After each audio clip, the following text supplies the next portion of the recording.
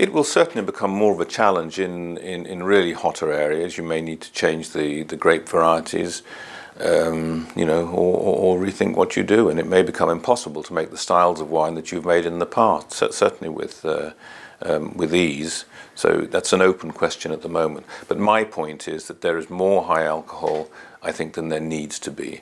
And the sort of mantra that it doesn't matter what the level of alcohol is so long as the wine is balanced, I think is complete nonsense. And what about this same issue from a consumer point of view in everyday drinking people? I mean, people who years ago used to be able to sit at a dinner table and maybe have a couple of bottles of wine. Today, if you have a couple of bottles of wine, you wake up the next day with a sore head.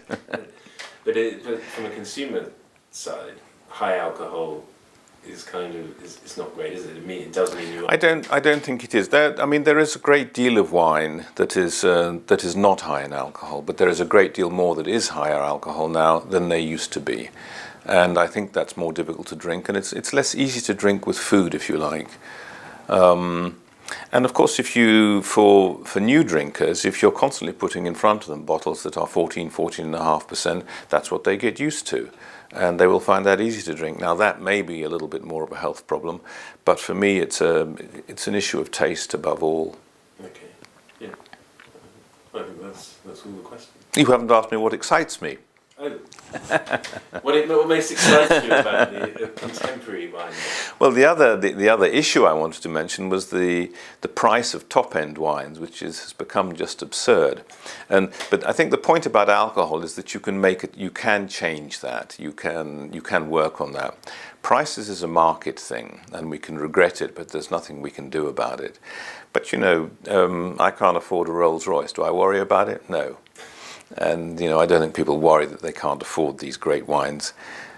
People of my age, perhaps, can no longer afford to drink the bottles we drank in the past. But there's so much good wine today that it's not really an issue. And in terms of what excites me, I think just the great range of wines that there are today. There's a huge range of wines that are, very different and very good and very affordable, and that's great.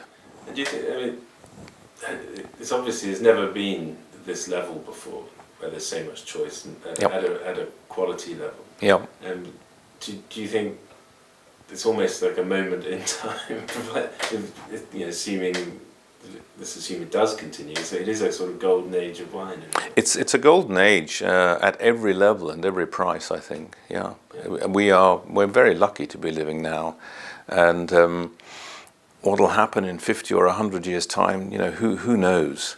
But we're living a golden age for the classics. We're living a golden age for the inexpensive wines. Italy provides an incredible variety of wines that are not too alcoholic, that are very individual, that are very exciting. Of course, so does France, but just there's great wines from everywhere. So it's a very interesting time to be living, where wine's concerned.